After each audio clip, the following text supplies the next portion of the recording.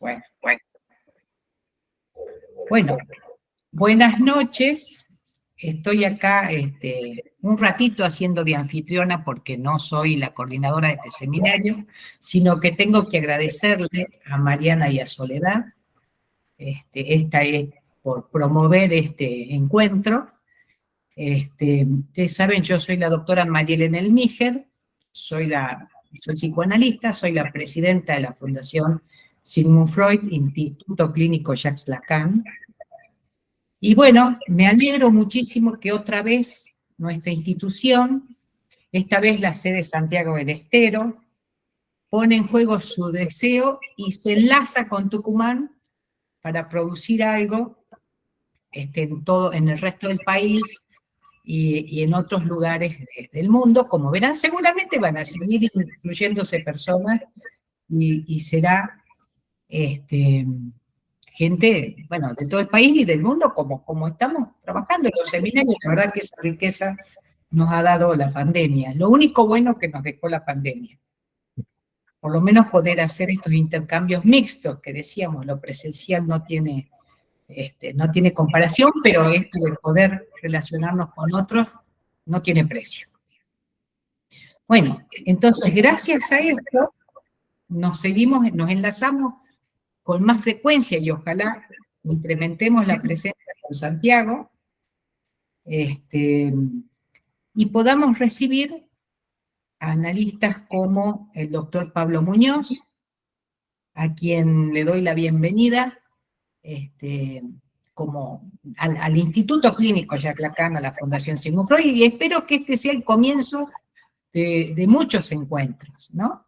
Tanto de la relación Santiago-Tucumán como la institución con otros lugares y con otros analistas. Bueno, le agradezco muchísimo a Mariana y a Soledad que coordinan este seminario, el seminario que se llama De su goce, articulaciones posibles e imposibles, ¿no? Les agradezco por generar este encuentro y también que sea uno de los tantos que podamos trabajar durante el año y el año que viene. Y avanti con los congresos nuevamente de la institución. Bienvenido, Pablo. Le doy la palabra. Muchas gracias. Gracias, Malena, por estas palabras. Importante para nosotros también. Bueno, hoy abrimos nuestro seminario. Este año es el año de aniversario. Cumplimos 10 años. Estamos Mariana, un segundito. Apaguen los micrófonos para que no se acople. Bien. Y le comentábamos a Pablo, fuera de la grabación, que a partir de que lo escuchamos a él el año pasado en el seminario de la doctora Marta, el video de esa conferencia la pueden encontrar en la página de la Fundación, en YouTube, trabajando la cuestión de la voz y el goce, nos concitó y nos convocó la temática y empezamos a trabajar a partir del libro del doctor Pablo, que los recomiendo realmente. Es un libro que te va llevando a la investigación tan rigurosa que él vino haciendo este tiempo. Y bueno, empezamos a trabajar y bueno, nos surgió, ¿por qué no?, desde la Fundación y desde nuestro seminario poder contar con su palabra y con su presencia como un lujo que nos damos. Así que bueno, lo voy a presentar. El doctor Pablo Muñoz es psicoanalista, licenciado en psicología, magíster en psicoanálisis, doctor en psicología de la UBA, profesor regular adjunto a cargo de psicoanálisis Escuela Francesa II y de psicología fenomenológica y existencial en la Facultad de Psicología de la UBA, profesor titular de psicopatología, de psicología de la Universidad Nacional de Córdoba, docente de posgrado en varias universidades del país e instituciones locales y del exterior, secretario de posgrado de la Facultad de Psicología de la UBA, miembro del Consejo Académico Asesor de la carrera de especialización en Psicología Clínica con orientación psicoanalítica, miembro de la Comisión de Maestría de la Maestría en Psicoanálisis de la Universidad de la Aconcagua, Mendoza, miembro profesional de la Sociedad Interamericana de Psicología y autor de los libros El goce y sus laberintos, Manantial, Libertad y responsabilidad en la práctica del psicoanálisis, de Letra Viva, Las locuras, según Lacan, de Letra Viva, La invención lacaniana del pasaje al acto de la psiquiatría al psicoanálisis, de Editorial Manantial, Psicopatología en los desfiladeros del psicoanálisis, Brujas, Desencuentros entre fenomenología y psicoanálisis, volumen 1 y 2 de Eudeva. Bueno, vamos a escuchar al doctor Pablo y después vamos a tener un espacio de intercambio, de preguntas, de diálogo con él. Bien, muchas gracias a Malena y al equipo por la presentación, por la invitación. Eh, es un tema que, como habrán notado, me convoca. Soy como la pólvora, me invitan a hablar un poquito del goce y ya me prendo enseguida y agarro. Pues realmente es un tema que me ha fascinado, incluso mucho más cuando me metí a trabajarlo y a estudiarlo en detalle. Este es un tema que es un producto de una investigación que hasta ahora lleva 5 años en el marco de la Secretaría de Ciencia y Técnica de la Universidad de Buenos Aires. El proyecto de investigación se tituló, cuando empezamos allá por 2018, Génesis, delimitación y transformaciones del concepto de goce en la obra de Lacan. Era un título ampuloso, demasiado. Yo pensé que íbamos a poder con eso. Y cuando realmente me metí, me di cuenta que llegamos a trabajar la génesis, la delimitación del concepto y sus transformaciones en parte de la obra de Lacan, ¿no? Creo que llegamos a trabajar con todo detalle hasta el seminario 14-15, y entonces ahora en el nuevo proyecto presentado, estamos esperando su acreditación, vamos a continuar trabajando, creo que lo llamé así, la noción de goce, porque ahora ya no sé si es el concepto, más bien es la noción, es una cuestión a discutir, la noción de goce a partir de los 4 discursos, las fórmulas de la sexuación y el nudo. Es decir, para tomar las elaboraciones de Lacan desde el seminario 16, desde los discursos 17 hasta el final de su enseñanza.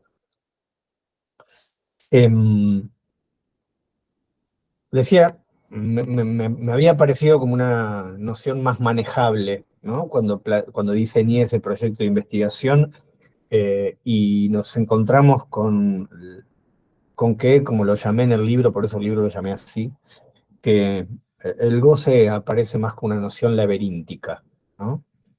Realmente uno se pierde en ese cúmulo de alrededor de 2.300 referencias que recopilé en toda la producción de Lacan, seminarios, escritos, conferencias, entrevistas, ¿no? Llegamos a recopilar todo aquel término vinculado al goce, y a poner a jugar cada una de esas referencias, y realmente se nos hizo por momentos hasta fascinante el trabajo, ¿no? Me parece que el goce es eso, una noción fascinante, y como lo fascinante tiene ese lado B, que es que enceguece, ¿no? Y, y se transformó en un concepto explicativo, ¿no? Vieron que hay un montón de problemas, dificultades o coyunturas de la clínica que se resuelven, ¿no? Poniendo en ese lugar el goce, ¿no? Y entonces empezó a adquirir en los comentadores de la obra de Lacan una potencia explicativa, una importancia clínica, que fue abordada parcialmente, ¿no? Porque se fue dejando de lado los problemas que la noción trae. Yo, para tratar de no sortear esos problemas, porque, bueno, el esfuerzo, el pensamiento a veces hace que uno quiera rápido resolver y hacer que las cosas se encajen y cuadren, ¿no? Pero para tratar de no esquivar esos problemas, yo trabajé la noción de goce proponiendo que Lacan la elabora a partir de paradojas, ¿no? Eh,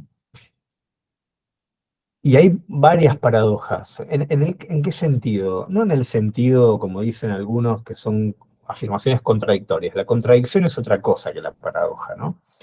Desde la perspectiva lógico-matemática, la paradoja se distingue de la contradicción, ¿no? La contradicción es afirmar como verdaderos los enunciados A y no A, ¿sí? Mientras que la paradoja supone otra relación entre esos términos, ¿no? Supone que A es verdadero si y solo si no A es verdadero, ¿no? Entonces, eso es lo que se llama en lógica doble implicación, ¿no? O sea, P sí, solo sí, Q. O P sí, solo sí, no P, ¿no? Para marcar el problema de cómo entra ahí la afirmativa y la negativa. Entonces, las paradojas para Lacan son, como las usa él lógicamente, proposiciones que realizan su sentido sí y solo sí se realiza su contrario. Hay varias de estas. Por ejemplo, una que a mí me parece central, ¿no?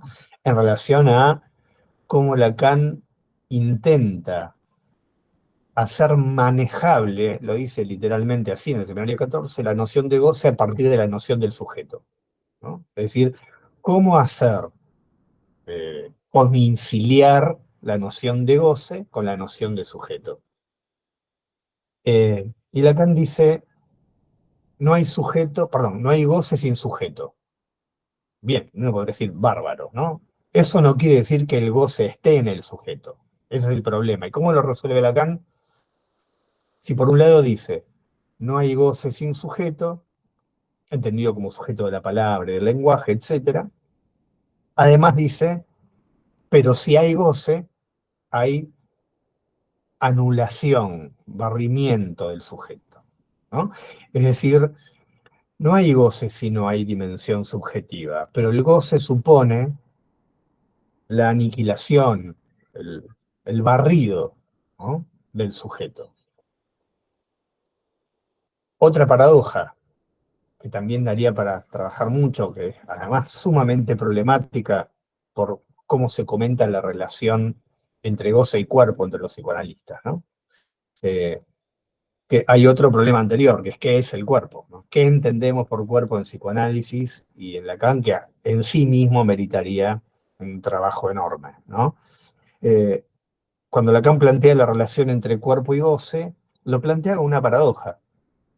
Un escenario 14 dice, no hay goce que no sea del cuerpo, y entonces la lectura rápida dice, ah, bueno, listo, ya está, el goce está en el cuerpo. No, no, porque Lacan agrega, misma clase del seminario 14, mismo párrafo, ¿no? O sea, ni siquiera hay que ir a otro momento de la obra de Lacan donde uno tendería a leer una superación, una corrección, no. Misma clase, mismo párrafo, dice, donde para que el cuerpo se constituya, el goce debe ser barrido, ¿no? Entonces, no hay goce que no sea del cuerpo. Quiere decir, efectivamente, ¿no?, que hay una relación entre goce y cuerpo, pero no es una relación de pertenencia o de identidad. El cuerpo no es goce, ¿no? El cuerpo no es sustancia gozante. Esa es otra lectura desviada de los planteos de Lacan del seminario 20 en relación al sintagma sustancia gozante, que también tiene sus vueltas, ¿no? Entonces, es una noción que tiene estas dificultades. Y yo creo que estas dificultades son muy habituales en la lectura de los conceptos de Lacan, sobre todo cuando esos conceptos son complejos, ¿no? A mayor complejidad, más tendencia a simplificarlo en dos o tres formulitas más o menos redondas que nos dejen tranquilos y que no perturben demasiado nuestras ideas, ¿no? Sucede, creo que con el goce, la fórmula canónica, ¿no? Canónica, digo, citada por todos, que es que el goce es la satisfacción de una pulsión, que es realmente una expresión de Lacan, pero que si uno la sitúa en su contexto, se da cuenta que no habilita semejante transposición, ¿no? Una especie de lectura maniquea, lo que en Lacan es el goce, es lo que en Freud era pulsión o satisfacción pulsional. Insólito, ¿no? Esos pegoteos que armamos. Uno tendría derecho a decir, bueno, ¿por qué tantos trabajos se ha tomado Lacan, ¿no? 2300 referencias aproximadamente al goce, articulándolo con todos los conceptos freudianos que pudo, con todos los conceptos propios que pudo a lo largo de toda su enseñanza, solamente para referirse a la satisfacción pulsional, ¿no? Ustedes interrúmpanme o pregúntenme cuando quieran, ¿eh? No esperemos al final. Si hay alguna idea, alguna pregunta, me interrumpen. Prefiero que Ahí sea... levantó la mano Juan Pablo, Ah, no sé si ahí... quiere hacer una pregunta. No, creo que no se Bien, le ocurre. No, quiero escuchar nada más, siga nomás. está bien, Ah, sí. digo ¿por qué esto? Porque justamente la semana pasada que estuve presentando el libro en Paraguay, eh, digamos, pasa esto cuando conversamos, que a uno le hacen preguntas, o lo interpelan, o le hacen comentarios, etcétera, y uno piensa cosas que no había pensado en su momento, ¿no? A mí alguien me preguntó en relación a esto, ¿no? ¿Por qué solemos leer, traducir goce como pulsión automáticamente, ¿no? Cierto mecanismo automático por el cual el autoerotismo, las pulsiones parciales, satisfacción anárquica de las pulsiones parciales, como dice Freud, lo leemos, lo traducimos en goce autoerótico. ¿No? Cuando es tan explícito Lacan, por ejemplo, para decir que no hay goce autoerótico, el goce no es autoerótico, ¿no? Que el goce es lo más hétero que hay, dice Lacan, ¿no? O sea, justamente todo lo contrario. Que Lacan diga eso en 1975, por ejemplo, a mí siempre me invita a pensar que Lacan no está discutiendo ni con los post-freudianos, ni con Freud, está discutiendo con sus discípulos, los franceses que nos vienen a enseñar psicoanálisis a nosotros. Se lo está diciendo a ellos, ¿no? Que no lo entienden, que no han entendido lo que dijo, ¿no? Como lo repite tantas veces. Entonces, alguien me decía, ¿por qué solemos entender esto? Y a mí se me ocurrió en ese momento, ¿no? En función de lo que estábamos conversando sobre el libro, que en realidad a mí me parece que Lacan introduce la noción de goce para tratar de salir de el atolladero que es pensar la satisfacción humana vinculada a a la biología, a la energía, a la cantidad, al monto de afecto, ¿no? Que justamente el esfuerzo de Lacan es esta noción, jouissance en francés, ¿no? Digamos, sacarla, eh, dado que cuando Lacan introduce el problema de la satisfacción, el goce lo hace en relación al problema de la satisfacción, es presentar una línea, ¿no? Para pensar la satisfacción que no tenga nada que ver con el modelo biológico, orgánico o energético que suele estar, del que suele estar tenido el pensamiento psicoanalítico sobre la satisfacción, ¿no? Algo así como que la satisfacción viene de la carne, del cuerpo, eh, es algo que está vinculado a lo que se siente, ¿no? Y la noción de goce, con toda la articulación conceptual que Lacan hace, ¿no? El mismo término francés, jouissance, que es homófono de oigo sentido, ¿no? Plantea que la sustancia del goce, la materialidad del goce es el significante, ¿no? Incluso su localización en el grafo, esto creo que es lo que trabajamos el año pasado cuando estuve en el seminario de Marta, su localización en el grafo muestra eso, ¿no? Cómo el goce proviene del significante y de la voz, ¿no? No de la materialidad del orgánico o de la carne, como dicen algunos. Entonces me parece que eso se me ocurrió a partir ahí de una pregunta que me hacían, ¿no? Me parecía, bueno, ahí, ahora que estás hablando de la articulación entre goce y pulsión, me parecía particularmente interesante esto que en tu libro puntúas, que es la articulación entre goce y quizá la pulsión de muerte, en realidad, ¿no? Y esto este término que que traes en el libro, que dice el término alemán Regungslos, tiene como acepciones sin vida, pero también y sobre todo quietud. ¿Sabes que le hice la consulta? Acá en Santiago tenemos, que es el docente de la cátedra de bioética, él es alemán, no nativo, pero habla alemán, hizo su doctorado en Alemania, y le hacía la consulta sobre ese término, y me parecía muy interesante lo que me transmitía, porque me quedé pensando en eso, porque justamente ese término Regunglos no necesariamente es sin vida, no da cuenta de eso, sino más bien de la inermidad, ¿no? Y él me decía que hay un uso reflexivo del verbo correspondiente, regen, es decir, sig regen, me contesta.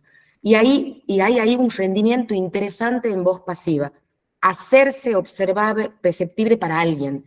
Por ejemplo, la angustia, un sufrimiento, ¿no?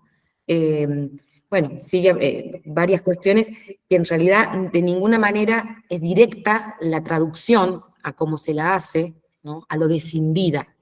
Pues por ahí me parecía ese enlace entre justamente esa posición de pasividad frente al otro que genera la inermidad, ¿no? Me parecía como... Sí, sí, justamente para mí eso fue un hallazgo, ¿no? Porque, digamos, a mí me resulta bastante molesta la tendencia de algunos, ¿no? En los últimos años de ser muy críticos con Freud respecto de su supuesto modelo biológico y energético, ¿no? Que, digamos, si seguimos un poco esas reflexiones, Freud sería poco más que un neurobiólogo, ¿no? Que pensó el psicoanálisis de esa manera, ¿no? Que esos hayan sido los modelos de Freud, porque eran los modelos de su época, ¿no? No deja de, como hace Lacan, no deja de permitir que Freud sea revolucionario, ¿no? Incluso a partir de esos modelos, porque Lacan lo llega a decir así. Bueno, hay una referencia que es muy conocida, ¿no? Freud se adelantó a la lingüística estructural con sus términos condensación y desplazamiento antes, ¿no? Que eso tuviera cualquier desarrollo, pero el escenario 14 plantea que Freud se adelantó a la lógica simbólica, ¿no? Así que si la lógica clásica se basaba en los principios de identidad y de no contradicción, bueno, la concepción del inconsciente, de la negación en Freud muestra que Freud se adelantó a la lógica simbólica, donde no rige el principio de contradicción y donde no rige el principio de identidad, donde en una proposición A no tiene que ser idéntico a A puede ser no idéntico a A, ¿no? Entonces, y eso arma toda una línea dentro de la lógica moderna, la lógica simbólica, que se lee en Freud, ¿no? La virtud de Lacan es haberse dado cuenta de eso, creo yo, ¿no? Haberlo destacado. Pero, digo, ¿por qué esto? Porque, bueno, se supone que hay una lectura muy fuerte del Freud en este sentido, más allá del principio del placer, ¿no? La pulsión de muerte como el retorno a lo inorgánico, ¿no? Entonces, a lo sin vida, ¿no? Eh, Perdón, hay sí, otra partecita más que me parecía muy interesante, que él me decía que también quietud en alemán va por otro lado, y me decía, quizá el Regungslos, también se puede entender como quieto, de la significación de Regungslos como carente de armas o fuerzas para el combate. O sea, hay como varias líneas en ese punto, sí, como de quedar ahí desprovisto frente al otro, ¿no? sí, sí, sí. Sí, a mí me parecía entonces que la pulsión del muerte era mucho más interesante de ser pensada, ¿no? Como el empuje de toda la vida que vuelve hacia, ¿no? Lo inorgánico, la tendencia de la vida a volver a lo inorgánico, sino a la quietud, ¿no? Entonces, más que un dualismo pulsional, pulsión de vida, pulsión de muerte, habría que pensarlo. eh, Habría que pensar la pulsión de muerte como lo que interfiere todo movimiento. El movimiento del deseo, el movimiento de la satisfacción, ¿no? El movimiento del lazo al otro, es lo que arruina cualquier posibilidad de movimiento. Entonces, más que un dualismo, es un monismo agujereado, ¿no? La pulsión de muerte agujerea, y en ese sentido, se acerca, se entiende por qué Lacan acerca el goce a la pulsión de muerte, ¿no? Porque en esa lectura maniquea, si no, el goce es eso, ¿no? La autodestrucción o la destrucción del otro. Y eso no es el goce, ¿sí? Eh, Al menos para Lacan, para otros puede ser, ¿no? Y entonces, otra pregunta que me hacían en ese evento era, bueno, ¿por qué Lacan, alguien me lo plantea así, ¿no? ¿Por qué Lacan oscila tanto en ir mezclando el goce con tantos conceptos a lo largo de su enseñanza, ¿no? Y eso me hizo pensar algo que no me había dado cuenta. Yo hasta ahora venía diciendo que el goce es una noción laberíntica, paradojal, etc. Uno podría decir también es una noción catalizadora, ¿sí? Porque vieron que en química, ¿no? Sobre todo en química se usa para hablar de las sustancias. El catalizador es un término que es una sustancia que acelera o que retarda una reacción química, pero no participa en esa reacción química, ¿no? O cuando se refiere a personas o cosas, el diccionario dice que un catalizador es es algo que una persona o una cosa que atrae, que conforma, que agrupa fuerzas o opiniones o sentimientos. Entonces uno podría decir, el goce es opera para Lacan como un catalizador conceptual, porque si buscamos yo lo llamé así, ¿no? Los contornos del goce, fíjense que el goce se articula con el más allá del principio del placer, con el displacer, con el dolor, con el mal, con el sufrimiento, con la insatisfacción, con la satisfacción, ¿no? Es decir, con la pulsión, entonces, ¿no? Ahí opera como un catalizador, uno habla del goce y se viene toda esta banda de conceptos encima, ¿no? Y entonces aparece el problema de cómo distinguirlo, en qué se parece y en qué se separa de cada uno, ¿no? Para no caer en una traducción. Bueno, entonces, el goce de satisfacción, sí, es satisfacción, pero es una satisfacción insatisfactoria, porque es la satisfacción en la insatisfacción, ¿no? En la medida en que el goce es de entrada para Lacan una instancia negativa, ¿no? No deja de tratarlo en términos de la negatividad que para Lacan es una línea que él hereda sobre todo del existencialismo, ¿no? De Sartre, de Heidegger, eh, de Kierkegaard, ¿no?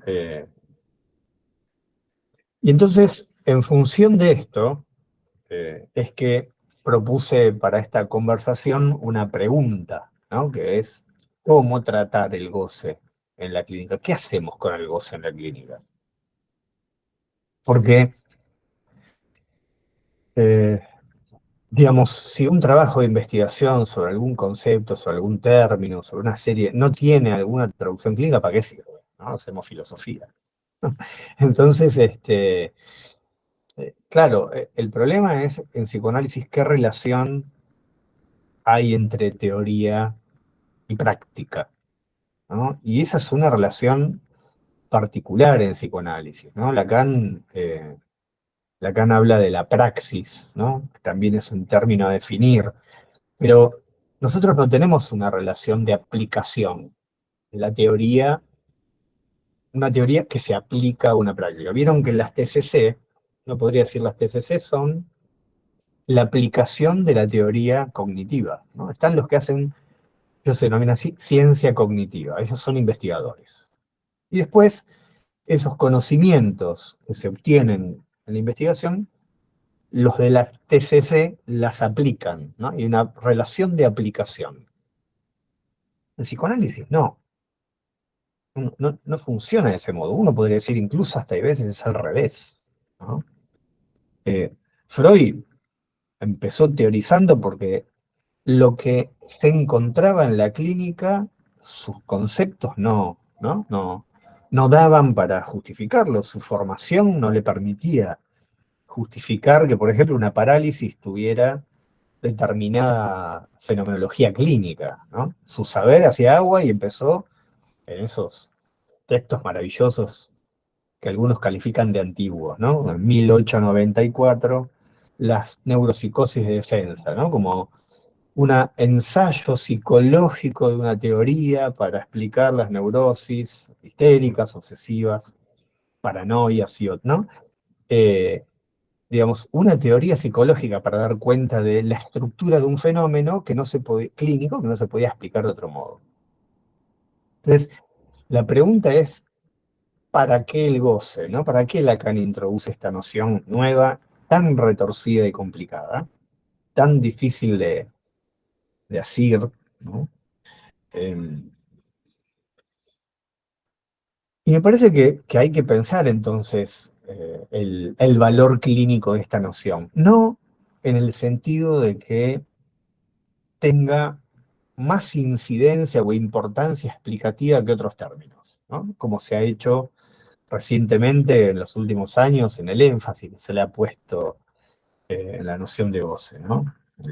Incluso planteando que el territorio de Freud era el deseo, el de Lacan es el campo del goce, ¿no? También otra cuestión a discutir qué quiere decir el campo del goce, que es una frase tomada obviamente de Lacan, pero como siempre sucede con estas cosas, se termina armando una disyunción exclusiva, ¿no?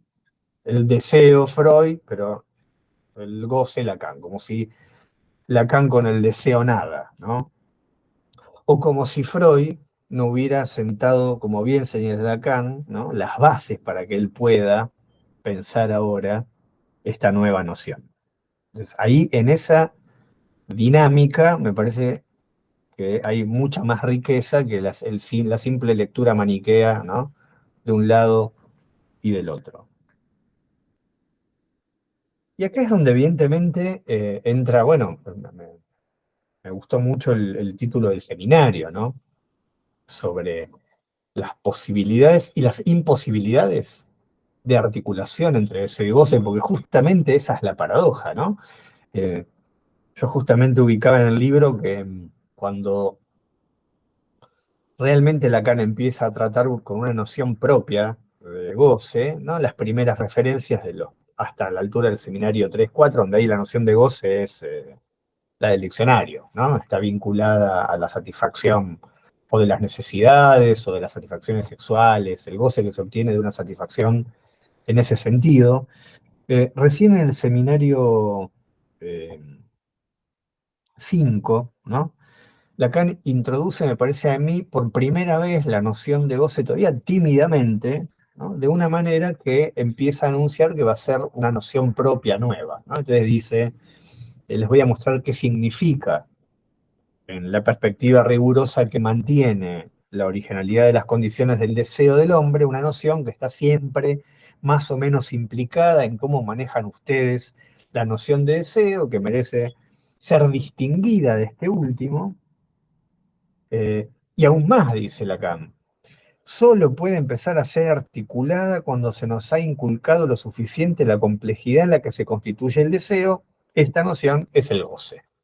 Fíjense el contexto de la introducción de la noción de goce, como polo del deseo, pero no como polo y punto, o deseo o goce, sino, dice, una noción que está siempre implicada, ¿no? Entonces hay una relación de implicación entre deseo y goce.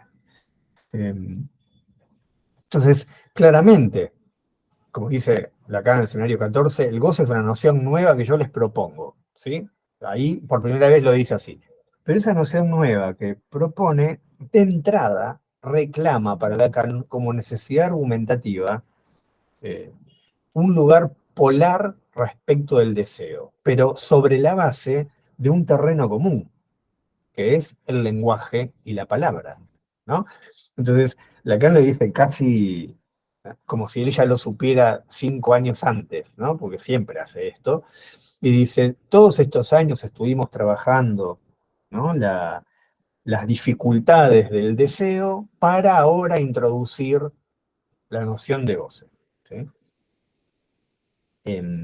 Entonces, ahí uno ve que la clínica es mucho más compleja, ¿no? Que el debate entre sí o deseo o goce, ¿no? ese maniqueísmo de la lectura termina produciendo efectos dramáticos en la clínica. Yo lo veo en los reanálisis, ¿no? Cuando me ha pasado muchas veces que alguien me pregunta cuánto duran mis sesiones antes de venir a la consulta, ¿no? Pero la verdad es un síntoma. Es un síntoma que lo tenemos que leer, ¿no? ¿Qué pasa? Que alguien pregunta, ¿no? Y no justamente porque quiera venir 10 minutos, sino todo lo contrario, ¿no? Porque quiere saber si va a tener tiempo de desplegar lo que tenga para decir, aunque eso que tenga para decir muchas veces eh, le parezca incluso al mismo poco importante, ¿no? Entonces, eso creo que marca qué cosa, ¿no? Que hay una relación dialéctica entre teoría y práctica, que uno lo podría definir más o menos así: dime cómo piensas tus conceptos y te diré cómo los aplicas, y viceversa, ¿no? De tu trabajo en la clínica podrá leerse o deducirse cómo has pensado ciertos conceptos, ¿no? Y uno podría, quizás es más complejo que establecer un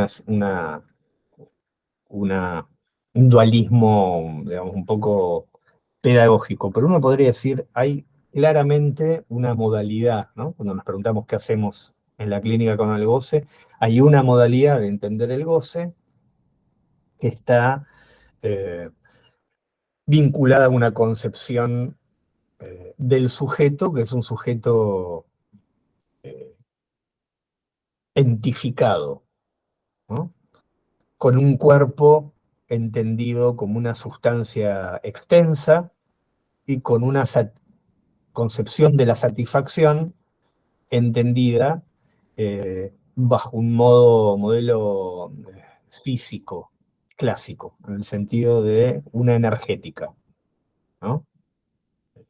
Y eso lleva entonces a intervenciones del tipo cortar con el goce, que es una de las frases que siempre me perturbó, ¿no? Cuando la leía, cuando la escuchaba como recomendación clínica, cuando en reuniones con colegas, ¿no? Donde discutíamos casos, a alguien siempre se le ocurre decir, bueno, cortarle el goce, no sé cómo se corta el goce. A mí me daba vergüenza preguntar, ¿no? ¿Cómo se corta el goce? Porque parecía que era muy obvio. Y no me quería quedar fuera, ¿no? Pero bueno, terminé contento fuera de esa línea, porque entiendo que es una línea, ¿no? que piensa el goce entonces de esta manera, ¿no? Como una sustancia, una energía, un cuerpo extenso y un sujeto entificado, ¿no? En un ser de goce, como se dice, ¿no? El modo de goce de cada quien. Hace un tiempo alguien me comentaba, ¿no? que tenía una conocida que se atendía con algún analista muy famoso de una escuela, que los primeros 3 meses, este era así, ¿no? Los primeros 3 meses habían trabajado sus modos de goce. Y que ahora, los próximos 3 meses, se planificaba trabajar qué era ser una mujer para ella, ¿no? Yo, qué dominio, ¿no? O sea, o uno se fascina por eso, dice, qué dominio, qué barbaridad, qué orden, qué prolijidad, ¿no? Envidiable. A mí no me salen así las cosas en la clínica, ¿no? Yo a veces me doy cuenta tarde cuando estoy trabajando con un paciente, me doy cuenta meses después lo que estuvimos trabajando, ¿no? Cuando se produce algún efecto, o sea, eh, me sale diferente, no me sale así, pero claramente, ¿no? Es una concepción de un goce entendido como un goce presimbólico, un goce anterior al significante. Y por eso, eh, indomeniable. Y por esa razón, como no es domeniable, como es resistente al lenguaje y a la palabra, lo que se puede hacer con él es acotarlo, ¿Cómo? Bueno, como la palabra no tiene efectos, como el significante queda inerme ante lo indomeniable proveniente de lo real del cuerpo, entonces el silencio y el corte. Bueno, no estoy diciendo nada que no esté escrito por algunos autores, por ejemplo, Jack Alan Miller, que lo plantea en una conferencia que se llama Adiós al significante. Es un pequeño librito que se llama Adiós al significante, y una de las es un conjunto de conferencias, y una de ellas plantea literalmente la edad de la interpretación ha quedado atrás. Es impactante, ¿no? Cuando uno lee eso, porque si la palabra adiós, ¿no? Es inerme, si es significante, ya fue. Si la interpretación es antigua, ¿no? Entonces, ¿qué hacemos los psicoanalistas? ¿Con qué trabajamos? ¿Cómo trabajamos? Solamente silencio y corte. Es impactante, ¿no? Pero esto, que uno dice, bueno, está en una conferencia, está en el pensamiento, en el fundamento de alguna escuela. Esto se ha llevado a la clínica de manera masiva. ¿Sí? Y funciona así, y tiene sus efectos. Yo creo que después de unos 20 años de eso, tenemos que poder leer sus efectos. Yo los vengo leyendo hace rato y creo que uno de los problemas es lo que yo rescaté, una perlita ahí, una frase de Lacan, la entificación como uno de los mayores problemas del psicoanálisis, ¿no? La entificación, es decir, considerar al sujeto como un ente, considerar al cuerpo como un ente, considerar al goce como un ente. Es decir, la entificación es uno de los mayores problemas del psicoanálisis. ¿Y qué nos queda? Si no es eso, nos queda lo que, por ejemplo, plantea Lacan en el seminario 23, y yo creo que lo plantea en muchos lados antes, pero voy a tomar solamente el seminario 23, porque justamente es uno de los seminarios que se considera del último Lacan, donde el último Lacan, saben, ¿no? Sería el Lacan del goce y de lo real, ¿no? El Lacan que ha ido más allá del significante, que ha superado la noción de sujeto, ¿no? Lo he leído, creo que lo cité también en el libro, cómo se ha planteado que la noción de parletre viene a reemplazar la noción de sujeto en Lacan. Otra cosa impactante, ¿no? Digamos que yo tengo una amiga que participa de la escuela, y en alguna cena me decía esto: no, el sujeto ya fue, ahora este es el parletre, el sujeto no hay más, no va más. Yo digo, ¿no? Es impresionante, ¿no? Nos matamos, pero después, bueno, comemos juntos, por suerte no nos peleamos, discutimos, pero no nos peleamos. Eh, y Lacan en el seminario 23, que es un seminario entonces del último periodo, que supuestamente, ¿no?, apuntaría a subrayar eh, lo real, el goce, y lo real entendido como extrínseco al significante, no el real como lo plantea Lacan, como producto del sistema significante, ¿no? Como aquello que el sistema produce y que el mismo sistema no logra reabsorber o recuperar, ¿no? Lo que se le escapa, no como un real previo, como se suele entender lo real. No hay nada anterior al significante para Lacan. Eh, y entonces, en el seminario 23, comentando el axioma no hay otro del otro, cosa interesante también, ¿no? Porque también se dice que en el último Lacan formulaba o daba a entender la inexistencia del otro. Y Lacan, en el seminario 23, vuelve sobre su axioma del seminario 6, que no lo abandonó nunca, nunca, que es no hay otro del otro. Bueno, comentando este axioma, no hay otro del otro, y el matema, el significante de la falta en el otro, lo relee como no hay goce de este otro del otro. ¿no? Siguiendo la línea que había inaugurado ya, diría, en su versión del sujeto, ¿no? De marcar no una pura ausencia, un puro no ser, ¿no? Sino una ausencia impura. No hay goce del otro, ¿no? Entonces, ¿qué quiere decir esto? El goce del otro es del otro que está en falta, como dice Lacan. Por eso dice, el goce del otro no existe, ¿no?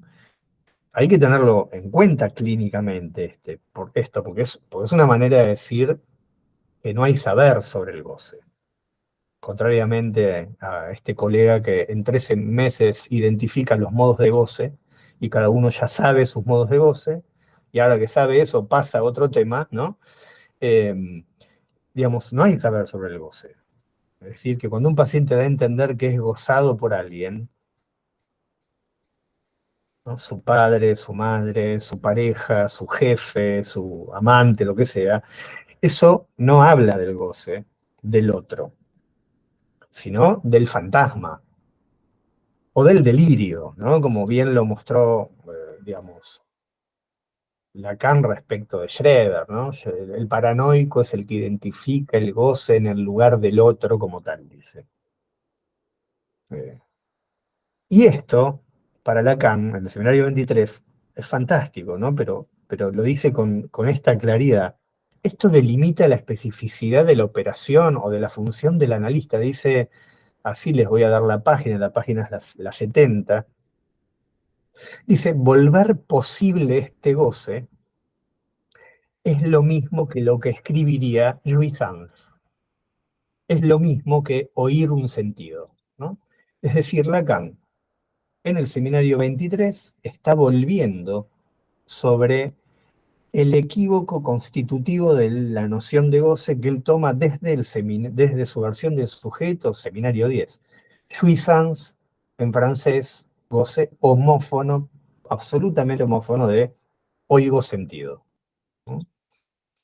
Entonces, hablando de la función del analista, dice volver posible este goce, ¿no? Partiendo de que no hay otro del otro, como no hay goce de este otro del otro, volver posible este goce es lo mismo que escribiría Jouissance, es lo mismo que oír un sentido. Es decir, el analista no otorga consistencia al goce del otro, porque eso sería acreditar que hay otro del otro, ¿sí? Me parece que es muy interesante esto. Cuando acá dice volver posible este goce, ¿no? Ojo, porque si uno le otorga consistencia al goce del otro, le daría consistencia a la existencia del otro como otro del otro, ¿no? Y no hay otro del otro es para Lacan una manera de designar la castración. Eh, Miren, en un terreno que parece alejado, pero tenía que ver con esto. Hace un tiempo recibo una paciente también en un reanálisis que había hecho un análisis durante unos años con una analista autoproclamada como analista feminista, ¿sí? Eh, Parece que esto se ha difundido en algún momento, ¿no? Que hay dentro de las, no sé, especialidades de los analistas que asumen una posición feminista. Bueno, y ella justamente consultaba por dificultades en la relación con su pareja, hombre. Voy a resumir los detalles, pero cuando ella viene a consultarme, todavía no había dejado aquel análisis, pero lo que me plantea es que empieza a percibir, ¿no? Como demasiada virulencia respecto de su analista en la insistencia de marcar lo machirulo de su marido, lo autoritario, ¿no? Como sus derechos están siempre pisoteados, etc., ¿no? Como una marcada posición ideológica, que es obviamente una posición, digamos, como el feminismo, que tiene una ideología, ¿no? Por, digamos, como el género, ¿no? Que es una ideología eh, impuesta, digamos, en Occidente, como muy bien señala uno de los últimos libros sobre el tema, que es uno de los mejores, que justamente editó Diana Rabinovich, de Eric Martí, El sexo de los modernos, ¿no? Entonces, lo que podríamos discutir, más allá de la calificación, la autocalificación de un analista como feminista, ¿no? Digamos, que marca entonces que ese análisis va a estar de entrada orientado por una posición personal ideológica, ¿no? Es lo mismo que dijese un analista peronista o un analista macrista, que alguien, ¿no? O un analista machista, es decir, como alguien se defina de ese modo, parece ir en contra de lo que Lacan ya planteó en la dirección de la cura y los principios de su poder, ¿no? Justamente la abstinencia, o la neutralidad, supone que el analista trabaja o debería trabajar fuera del marco de su ideología, de sus pensamientos, sus elecciones, sus gustos, sus deseos, porque eso es su fantasma. Bueno, ¿qué es lo que pasaba en este análisis que uno podía leer a partir de la insistencia, ¿no?, del analista en ese tipo de orientación de marcaciones y de intervenciones, no sé si eran interpretaciones, era darle consistencia al otro. Era la consistencia del goce del otro. ¿Sí? El macho, ¿no?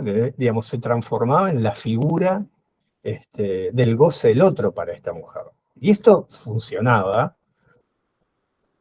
Al principio le daba, digamos, como cierto coraje o fortaleza a la paciente, y luego eso terminó generándole enormes conflictos de pareja, una separación, después se revirtió, ¿no? Pero la paciente terminó pensando que se había separado casi porque obligatoriamente se lo pedía el analista, ¿no? Era una demanda del analista, tenés que dejar eso, separate, andate, fuera, ¿no? Les aclaro que no hay nada de aquí en este vínculo, nada de aquello que podríamos ubicar del lado de la violencia, ni el maltrato, no había nada de eso. Entonces, Lacan dice, la función del analista en relación al goce es lo mismo que oír un sentido. El analista, o sea, no le otorga consistencia al goce del otro, porque eso sería acreditar que hay otro del otro, sino que el analista responde con la interpretación. ¿Qué es lo que pone en juego en acto Lacan con el equívoco homofónico de jouissance, ¿no? Es lo mismo que escribiría goce, jouissance, pero al escribirlo, jouissance es oigo un sentido, ¿no? Es decir, el analista responde con la interpretación. Y es algo que Lacan viene diciendo, por ejemplo, en las charlas en Santán, ¿no? Donde dice, no hay una sola interpretación que no concierna en lo que ustedes escuchan al lazo que hay entre palabra y goce. Una interpretación analítica es esto, ¿no? Escuchar el lazo entre palabra y goce. Entonces, con 2 o 3 referencias de Lacan, nos damos cuenta que no hay intervenciones específicas para el goce. No hay una clínica del goce distinta de una clínica del deseo, o de una clínica de la inhibición, o del síntoma, como se ha vendido, ¿no? El lazo entre el goce y la palabra, insisto, la pagó Lacan, ¿no? El habla, da cuenta no solo de la determinación del goce por el significante, sino que ubica la dimensión del otro, porque la función de la palabra es eso, es lazo social, ¿no? Entonces, Lacan está planteando el goce en función del lazo social, del lazo sujeto-otro. Bueno, esto es lo que va a derivar en los seminarios 16, 17, 18, cuando Lacan trabaja el goce con los discursos, y plantea que los 4 discursos son modos de elaboración de goce, ¿no? Entonces, el análisis que no debe hacer consistir el goce del otro, más bien transita de la creencia fantasmática de que se goza con algo o se es gozado por alguien, al goce como lugar, como lo plantea Lacan en el seminario, perdón, en su versión del sujeto y en el seminario 10, ¿no? El goce como lugar es resto de la nadificación del significante. Y ese tránsito, ese pasaje, ¿no? de la creencia a ese lugar de goce como resto donde se aloja lo que queda, ¿no? De la impureza del no ser, solamente se puede transitar mediante el significante, la palabra y el discurso. Y esto que yo estoy comentando es del último Lacan, digamos, ¿no? Pablo, ahí Marta Arabia levantó la mano y Sí, Agustina. y ahí termino, ¿no? Digo, esto que encuentro en los años 70, digamos, lo encuentro de la misma manera y planteado quizás con otros argumentos, con otra articulación conceptual, eh, en los primeros años del trabajo de Lacan sobre el goce, como el seminario 7, 8 y 9, ¿no? Bien, ¿quién? Bueno, yo tenía varias preguntas. Lo que pasa es que cuesta interrumpirte porque es tan interesante todo lo que vas planteando que uno quiere seguir escuchando. Pero que voy a empezar entonces por lo último, que tiene que ver con esto que acabas de colocar, y que me parece que este residuo, a ver, Pablo, si estoy equivocada, puede tener una relación con esta definición que colocaste antes como el goce, algo indominable, entendido como algo indominable, anterior al significante, algo irreductible. Y aquí viene mi pregunta.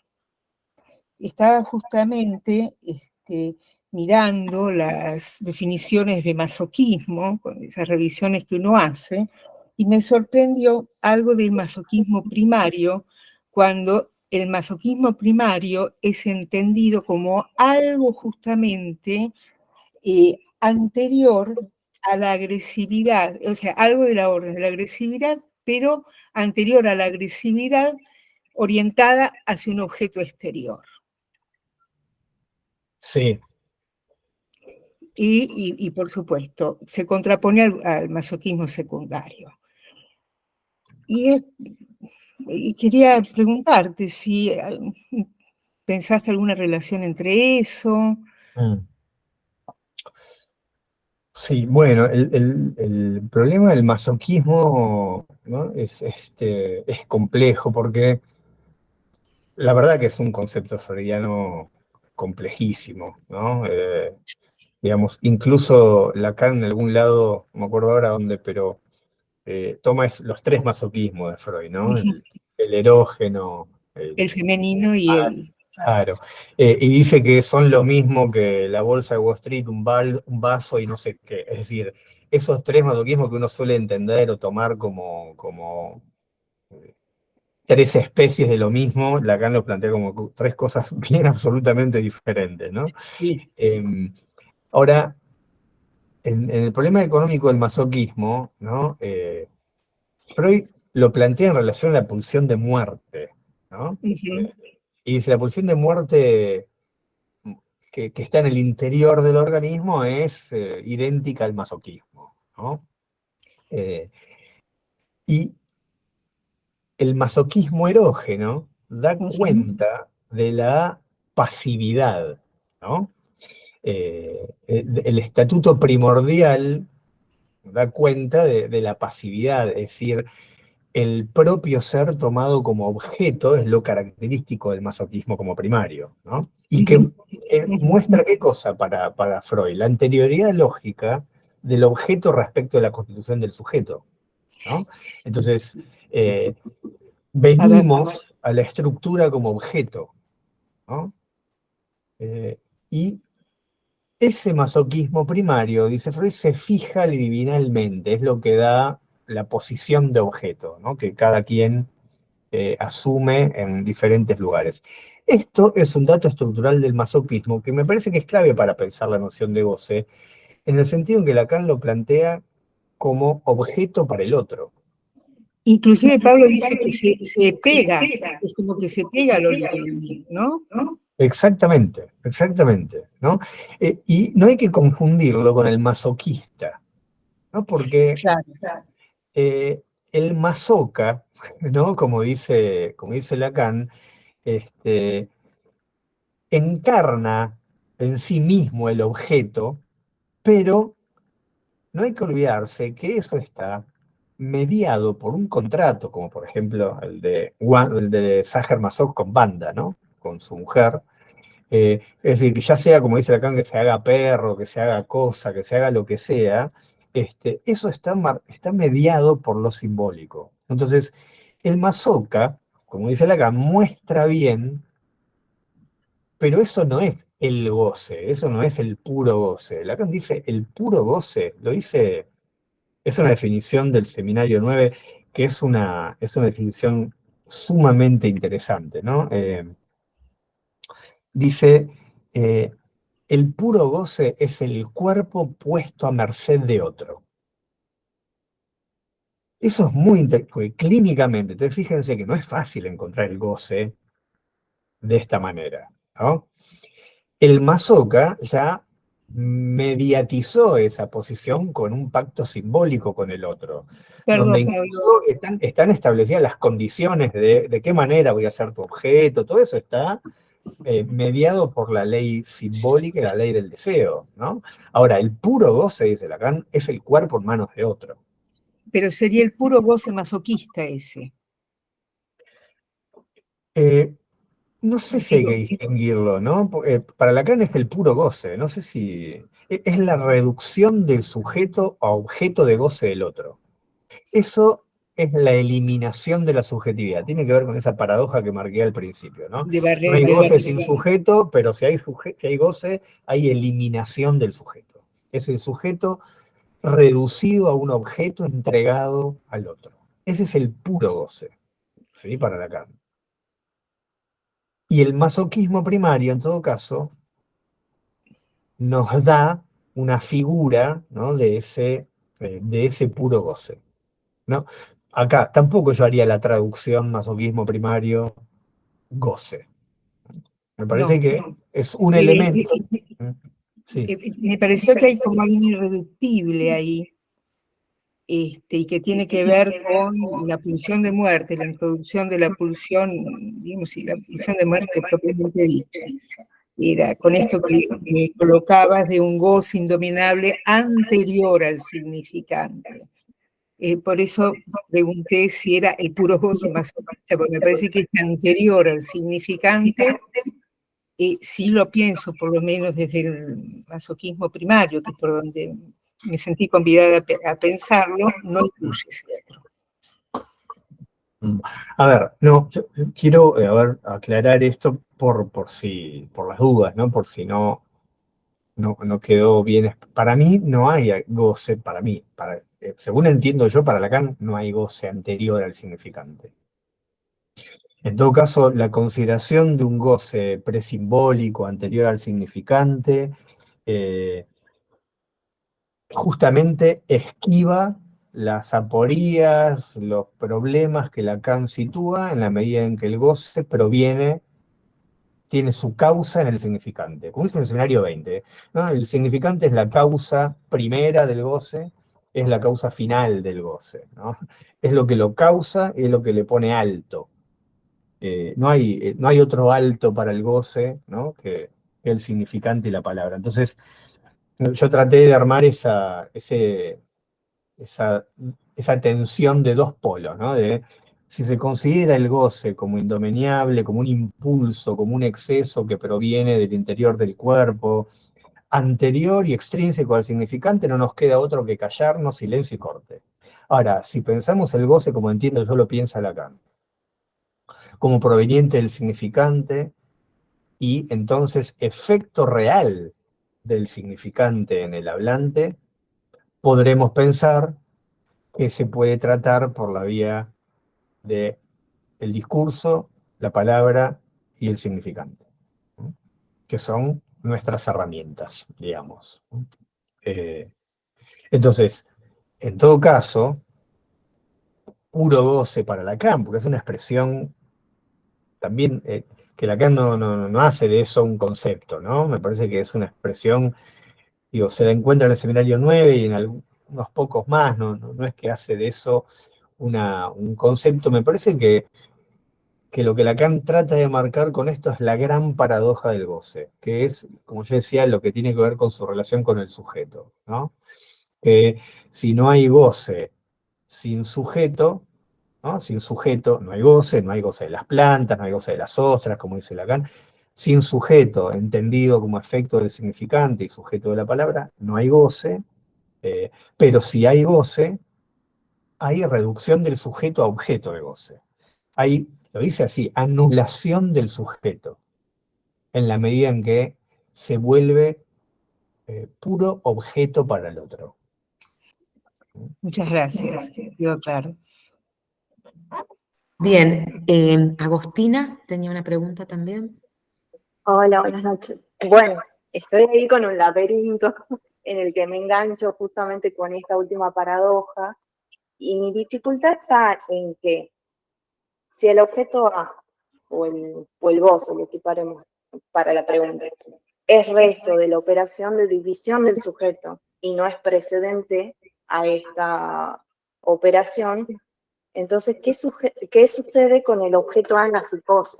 Esa es mi duda teórica a la que yo le daba vueltas y digo, bueno, quizás vos a este resto lo ubicás en el encuentro del sujeto con el otro de la lengua, que digamos iría para la psicosis, o es el encuentro del sujeto con el otro del lenguaje y está en relación con los nombres del padre. Esa sería mi pregunta. Está muy bien. A ver, yo tengo una posición que no sé si es la compartida por todos, así que si no, estaría buenísimo que lo conversemos. Me gusta que no estemos de acuerdo, que es más divertido, como le decía, me hace pensar o decir cosas, como decía el otro día, que no había pensado, ¿no? Y no había escrito. Yo no, no estoy de acuerdo con la idea de que la diferencia neurosis-psicosis hay que llevarla a todos los terrenos, ¿no? Sí, yo creo que hay una concepción deficitaria de la psicosis que a mí no me gusta, en el sentido de que hoy todavía se sigue escuchando en algunos lados, no hay sujeto en la psicosis, no hay deseo en la psicosis, ¿no? La psicosis partimos de no hay significante en nombre del padre, no hay metáfora paterna, entonces no hay nada, no hay un montón de cosas. Eso sí, hay mucho goce. Esa es otra cosa hay exceso de goce, ¿no? Como si el goce no fuera en sí exceso, en términos de excedente, como lo trabaja Lacan, ¿no? En función de la economía política, ¿no? De una cantidad. Hay un amigo mío, Leonardo Leibson, para salirse de ese problema, planteó en algún libro una frase que a mí me gusta mucho. Él dice, no es que no hay nombre del padre, no es que el nombre del padre no está en la psicosis, opera forcluido. Y es muy real lo que dice, ¿no? Es muy verdadero, digo, porque si el fenómeno elemental es el retorno en lo real de lo forcluido de lo simbólico, entonces no es que no hay nombre del padre, no es que no hay punto, ya está. No, opera forcluido, ¿no? En eso que Lacan llama la estructura de cadena rota en la cuestión preliminar. Entonces, para mí las categorías sujeto, objeto, fantasma, como lo dice Lacan, casualmente se lo dice Lacan, no me acuerdo si es al final de la apertura de la sección clínica, en esa conferencia, donde Lacan se lo dice a Miller. Dice, pero usted está diciendo que hay objeto en la psicosis, sí. Pero usted dice que hay sujeto en la psicosis, sí, claro, le dice Lacan. Y usted dice que hay fantasma en la psicosis, sí, por supuesto, le dice Lacan. Bueno, eso habría que pensarlo, sí, claro, hay que pensarlo, pero no lo voy a hacer ahora, le dice, ¿no? O sea, Lacan no no piensa la neurosis y la psicosis con categorías diferentes, las piensa con las mismas categorías y justamente hay un dato de la estructura de la psicosis que permite o que obliga a repensar el dispositivo, como lo plantea en la cuestión preliminar, en términos de, bueno, si estas son las condiciones estructurales, lo que tenemos que pensar es cuál es la maniobra de la transferencia en este caso, que es lo único que entonces nos distingue, ¿no?, del trabajo con la neurosis. En ese contexto, yo pienso que el cociente de elección subjetiva, donde Lacan formaliza el objeto A como resto de la operación de división, vale tanto para la neurosis como para la psicosis. La única aclaración que habría que hacer, en todo caso, lo que sucede, es una nota que Lacan agrega en la cuestión preliminar, creo que en 1966, ¿no?, donde habla de la extracción del objeto A. Él dice, ahí lo que no operó es la extracción del objeto A. ¿Qué es la extracción del objeto A?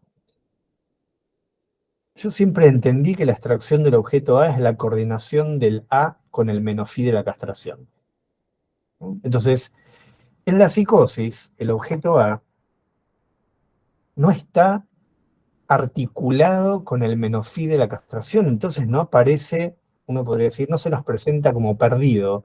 Y entonces Lacan dice, bueno, ¿de esto qué se deduce? ¿De dónde lo deduzco? De que el psicótico no demanda. El psicótico no les demanda nada, dice Lacan, ¿no? No les pide nada. Por eso todo el trabajo en el seminario 3 respecto del testimonio, ¿no? El psicótico como aquel que testimonia, el testimonio de los fenómenos de los cuales él es pasivo, que padece, ¿no?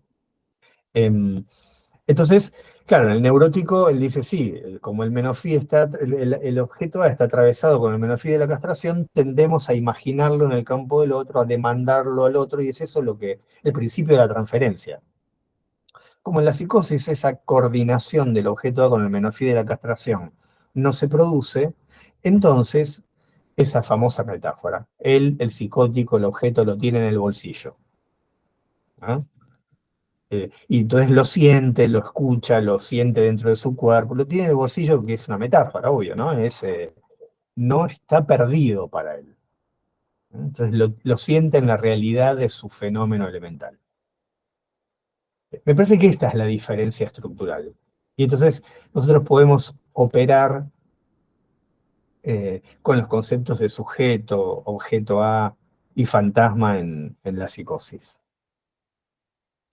Bien. Bien, Ahora sí, con este desarrollo me queda muchísimo más claro a qué iba. Muchísimas gracias. bien, seguía Sole. Bueno, yo me he quedado con esto, doctor, con respecto a esto de la clínica de no dar consistencia al otro. Tiene que ver con esto que Lacan también dice en el seminario 14, en donde el goce no sirve para nada, en este sentido de no poner esto, el bien y el mal. Pensaba en esto de darle consistencia al otro, trayendo el caso que traía de intervenir de alguna manera desde lo yoico, no sé si generando esto de que está bien y que está mal, cuando digo, ¿no? Por ahí lo pensaba por ese lado, no sé si estoy en lo correcto, me gustaría que... Sí, a mí me parece, yo tengo identificada, no me acuerdo del seminario 14, pero sí en el seminario 20, ¿no? Creo que en una de las Bien. primeras clases él habla del goce como instancia negativa, ¿no? Marcando una línea muy clara que tiene desde su versión del sujeto, ¿no? Tomar el goce desde la negatividad, ¿no? Entonces el goce es lo que no sirve para nada. Es una formulación que parece muy sencilla, ¿no? Pero digamos, hay una complejidad en relación a cómo para Lacan lo que no sirve para nada no es algo, digamos, que se descarta, sino que tiene que ver con una discusión en relación a otra definición del goce del seminario 6, y de ahí en adelante lo acompaña Lacan, por ejemplo, hasta el seminario 20 como usufructo, ¿no? Porque Vieron que cuando Lacan define el goce como usufructo, que lo hace tanto en el escenario 6 como en el 7 como en el 20, el usufructo es una concepción paradojal de la propiedad, ¿no? Porque el usufructo es una tenencia precaria, legalmente. Acá es sistemático Lacan tomando también términos del lenguaje jurídico para trabajar el goce, ¿no? Por ejemplo, mis padres nos donaron a los hijos todas las propiedades. En esa donación, nosotros somos los propietarios, pero en el mismo acto firmamos un usufructo de por vida a nombre de ellos. Entonces, ellos pueden usar las propiedades, pero no son dueños. Nosotros somos los dueños, no podemos usarlas ni hacer nada con ellas, ¿no? Entonces, fíjense, aplicado eso a la noción de goce. ¿Quién podría decir, este es mi goce? O este es mi modo de goce, ¿no? Es una propiedad impropia, es una noción rara de usufructo, ¿no? De propiedad, la de usufructo. Entonces, ahí hay un problema que en ese el goce es lo que no sirve para nada, está vinculado al utilitarismo, que es una discusión que Lacan sostiene con Jeremy Bentham desde el seminario 7, ¿no? Que sostiene el utilitarismo que la mejor acción en términos morales es la que produce mayor utilidad para el mayor número de individuos, ¿no? La que maximiza las utilidades, ¿no? Entonces, ese utilitarismo que forma parte, por ejemplo, del capitalismo, ¿no? Esencialmente, ¿no? Cómo maximizar utilidades, bueno, muchas veces es reduciendo el empleo, ¿no? La inversión en una máquina que va a reemplazar el trabajo humano, ¿sí? Fíjense lo que está pasando hoy con la inteligencia artificial, ¿no? Que va en esa línea, ¿no? Bueno, justamente, me parece que ahí el goce es lo que no sirve para nada, es un modo de Lacan de marcar el carácter negativo, ¿no? Del placer, perdón, del goce. ¿Por qué? Porque en el sentido de que en el programa del placer, en el programa de obtener utilidades, de obtener ganancias, de obtener placer, no sirve para nada el goce. Y entonces escapa a la voluntad, ¿no? Y como escapa a la voluntad, ¿no? Digamos, en el principio del dominio, de la economía del dominio, de la fortaleza del yo, etc., de la obtención de buenas ganancias de la mejor manera, el goce es lo que no sirve para nada. Lo que me parece que importa ahí es cómo marca esto en términos de instancia negativa, ¿no? Ahí está la insistencia de Lacan en estos términos, me parece. Bien, tenemos 3 preguntas.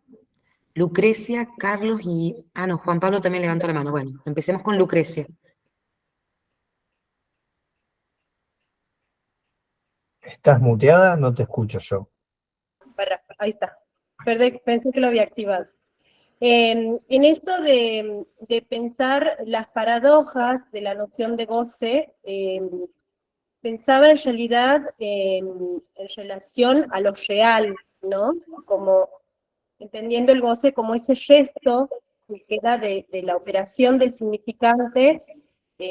Por ahí se me confundía un poco y no sé, eso le quería preguntar, si se puede equiparar el goce a lo real, si se puede hacer una diferencia del goce con lo real, si es lo mismo, por ahí intentando tal vez en esto de reducir, no quiero caer en eso, pero sí por ahí poder entender cuál es la relación, si es que existe una relación, si es que existe una equiparación o una diferencia entre goce y real. Bueno, está bien, muy bien. Me parece que es muy buena la pregunta porque yo creo que Lacan enfatiza los registros. Digamos, pero la consideración en general de Lacan de entrada es que los registros van siempre juntos. Y yo creo que cuando a veces marca que algo es de lo real o de lo simbólico, de lo imaginario, pone un énfasis, pero que no hay que olvidar que van los 3 juntos. Yo por eso creo que Lacan escribió el seminario, o dictó el seminario 22, ¿no? ¿Por qué? Porque encontró en el Ludo Borromeo una manera de mostrarles a los suyos con claridad algo que viene diciendo hace rato y que no le prestan atención, es que los tres son inseparables, ¿no? Que cada término participa de lo imaginario, de lo simbólico, de lo real, ¿no? Incluso para Lacan lo imaginario tiene un aspecto imaginario, la imago, tiene un aspecto simbólico, que es el código simbólico que ordena las imágenes en cada época, ¿no?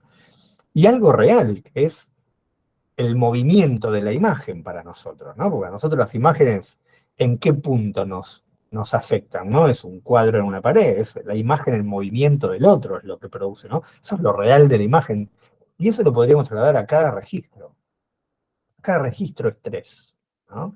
Bueno, el goce participa de lo imaginario, de lo simbólico y de lo real. Ahora, hay un acento puesto en Lacan, en algún momento, que es acercar el goce a lo real, no como sinónimo. Lo real es un registro. Y en todo caso, habría que pensarlo un poco más, ¿no? Quizás es el punto de fracaso de los otros registros, porque lo real es el punto de fracaso de lo imaginario, es un punto de fracaso de lo simbólico, ¿no?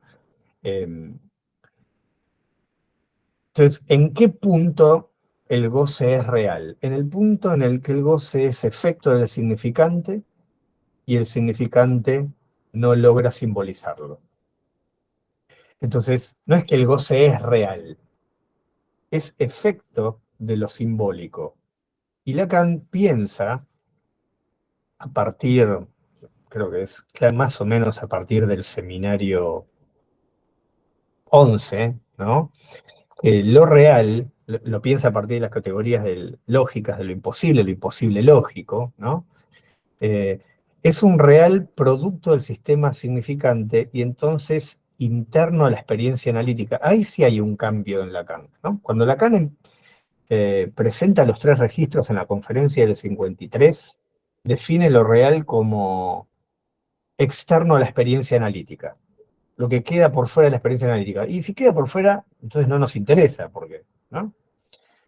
Si es interno fuera de la experiencia, no podemos hacer nada con eso. Ahora, cuando lo real se vuelve imposible lógico, es un real interno a la experiencia analítica. Y entonces es un real que, digamos así, lo pensamos dentro de un sistema lógico, del sistema lógico de cada sujeto, ¿sí? Y en ese punto, entonces, es interesante, porque lo real, el goce, en su dimensión real, es producto del sistema simbólico, pero es un producto que el sistema simbólico, al sistema que lo produce se le escapa, ¿no? Cosa que en la lógica moderna estuvo planteado por autores, ¿no? Es de ahí de donde Lacan lo toma, ¿no? Como el impas producido por un sistema debe ser tratado o resuelto por otro sistema. Entonces, lo que es real para un sistema no lo es para otro. Gracias. Bien, seguía Carlos Díaz. Hola Pablo, ¿cómo te va? Tenía una consulta para hacerte. Planteas el goce sería la anulación del sujeto, el puro goce sería la anulación del sujeto. Te consulto, entendiendo que un sujeto es lo que representa significante para otro, ¿cómo se anula eso y cómo entender el concepto de objeto en este caso? Eso.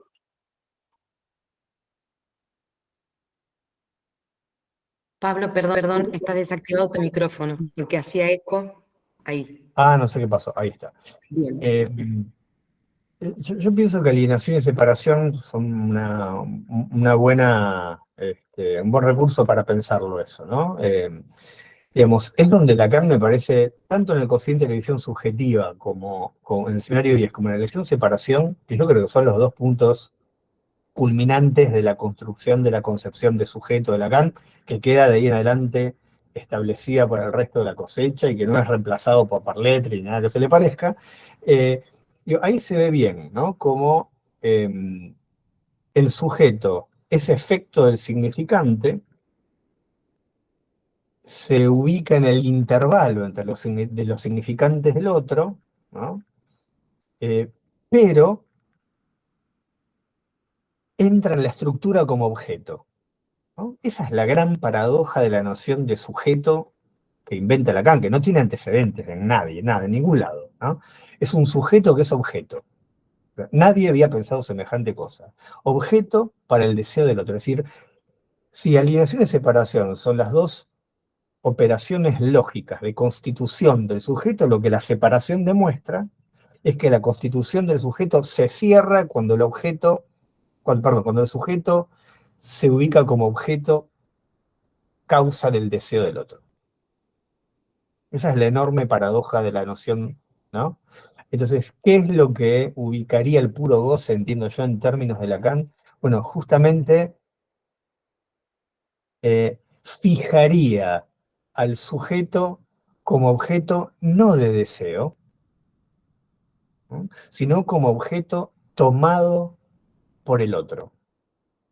Como lo plantea también con claridad en el seminario 8, ¿no? Si no se logra hacer insatisfacer la demanda del otro con el deseo, ¿sí? Quedamos como objeto del goce del otro.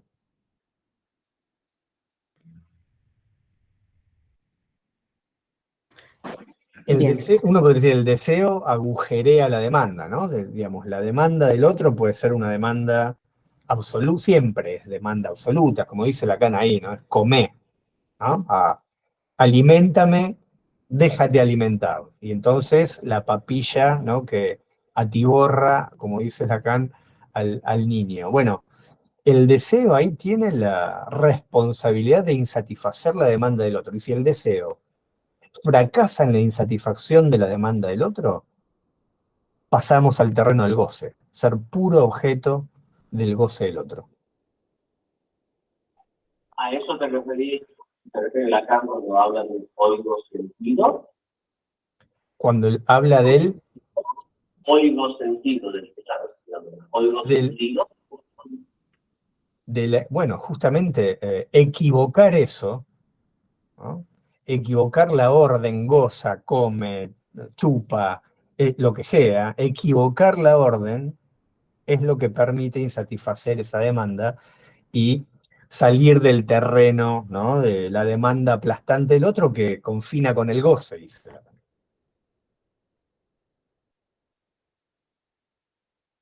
Bien, bueno, nos quedan dos preguntas. Estaba Juan Pablo y Marta Arabia. No sé cuál de los dos primero. Bueno, puedo hacer la pregunta yo, que es bastante cortita, que va al encuentro también de lo que levantó Agostina y de mi inquietud anterior.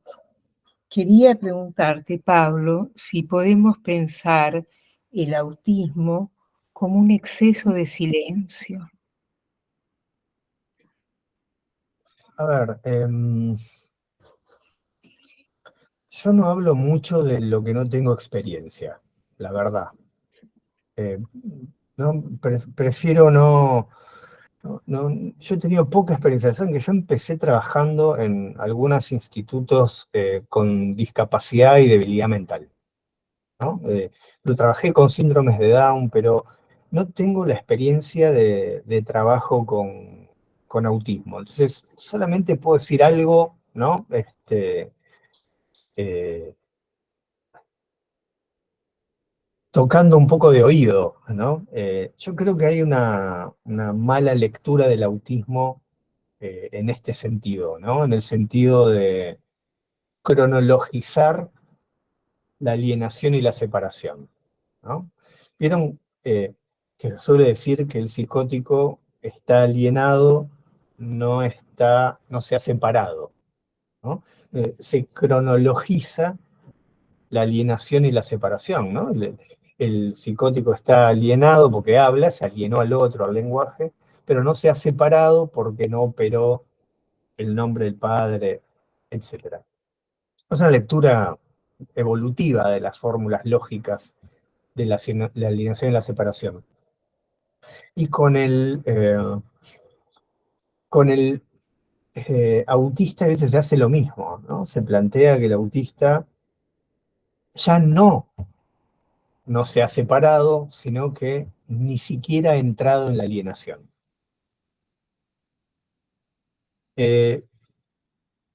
Yo creo que hay un exceso de psicología evolutiva puesta en esta lectura, ¿no? ¿No? A mí me parece que habría que, como hacen algunos autores, que me parece muy interesante, pensar el autismo, ¿no? Como eh, una estructuración que todavía no se ha producido. Y que hay maniobras clínicas para hacer que pueden todavía, a determinada edad seguramente, ¿no? Intervenir sobre ese tipo clínico y producir un efecto de acercamiento a la palabra, al lugar del otro y al intervalo del otro, ¿no? Que es lo que alienación y separación ponen en juego, que permite dialectizar con la estructura y salir de esa posición. Tampoco me parece, como se ha dicho, que muchas veces que en el autista hay exceso de goce. A mí me parece que plantear exceso de silencio, exceso de goce, ¿no? Tiende a escindir un trípode que para Lacan es fundamental, que es, bueno, de eso hablaba algo de recién, ¿no? Demanda, deseo y goce. Creo que si cada caso, cada tipo clínico lo pensamos en términos de cómo se articulan demanda, deseo y goce, vamos a tener mejores resultados que si aislamos, ¿no? El trípode, sacamos un término de la relación con los otros y lo enfatizamos. Ok. Bien, quedaba la pregunta de Juan Pablo. No sé si... Bien, ¿qué tal? Buenas noches, Sí, Bueno, pensaba la cuestión esta del goce en la clínica. Por ir pensando en el caso de la mujer esta, ¿no?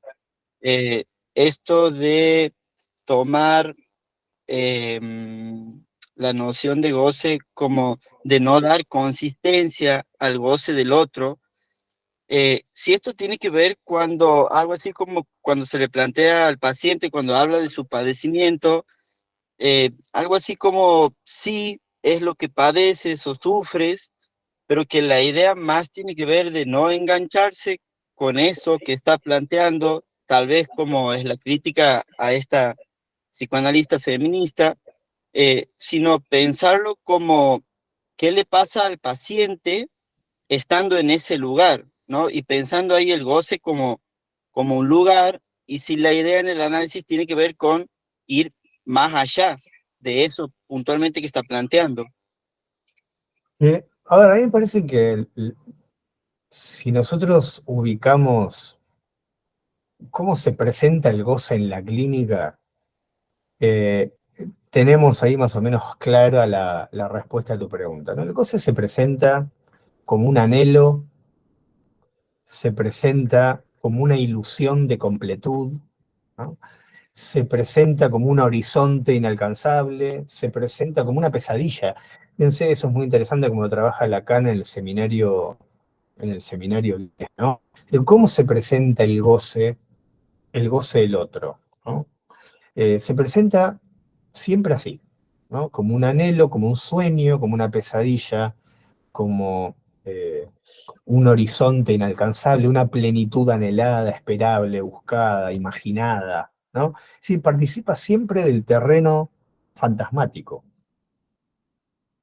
¿sí? Parece que eso es lo que yo leía antes en Lacan en el seminario 23 o en las charlas en Santén, ¿no? Cómo transitar de la convicción de la existencia de ese goce a deconsistirlo, ¿no? Como dice Lacan, a la orden goza solo puedo responder oigo. A la orden goza, shui, solo puedo responder shui, oigo, ¿no? me parece que eso muestra, ¿no?, ese tránsito de lo que podemos pensar, qué podemos hacer en la clínica con el goce. Podemos hacer lo que se hace, acotarlo, ¿no? Silencio, corte, y pensar que con eso lo mantenemos arrinconado como si fuera una fiera salvaje que está ahí, que hay que mantenerlo a raya, y que habría que aplicarle lo que decía Freud, ¿no? Bueno, cada 4 o 5 años hay que volver al psicoanalista para destrabar lo que se fue trabando. Bueno, uno podría decir en lacanés moderno, hay que volver para acotar un poquitito el goce que se va desbocando. No. O podemos hacer lo que dice Lacan, ¿no?, que es trabajar con el lenguaje, la palabra, el equívoco, y ya. Lo que sabemos hacer, lo que tratamos de saber hacer. Bien, gracias. Bueno, no queríamos, antes de finalizar, quería saludar a Marta, que está acá con nosotros. Hola Marta, querida, ¿cómo estás? Un gusto verte por aquí de nuevo. Sí, Marta, quería decir algo, o bueno. No, simplemente saludarlo, la alegría que me da, una maravilla tu conferencia. Fantástica. Bueno, muchas gracias. Estoy trabajando con la cabeza todo lo que da para seguirte. Gracias. Un gusto estar de nuevo con vos. Igualmente. Sí, así estamos todos y todas, Marta, efectivamente. Ciertas cuestiones ahí que me han parecido como fantásticas, esto que decías de el goce como la intención de satisfacer la demanda del otro y el deseo como aquello que equivoca el sentido y entonces posibilita, me parece que abre así como sentidos también, ¿no?, para hacer en la clínica. Así que bueno, la verdad que agradecerte mucho tu presencia con nosotros hoy. Ciertamente tus palabras nos van a servir en lo que resta del año para seguir trabajando con el resto de los miembros del seminario, ¿no?, los que participan, y bueno, y en la fundación. Así que bueno, muchas gracias, Pablo, por estar con nosotros esta noche. Bueno, muchas gracias a ustedes, gracias por las preguntas, los comentarios, y nos estaremos viendo en alguna otra oportunidad. Muchas gracias. Muchas gracias. Muchísimas gracias. Gracias. Gracias. Buenas noches a todas. Chao. A la próxima. Gracias. Gracias, buenas noches. Gracias, buenas noches. Gracias. Buenas noches.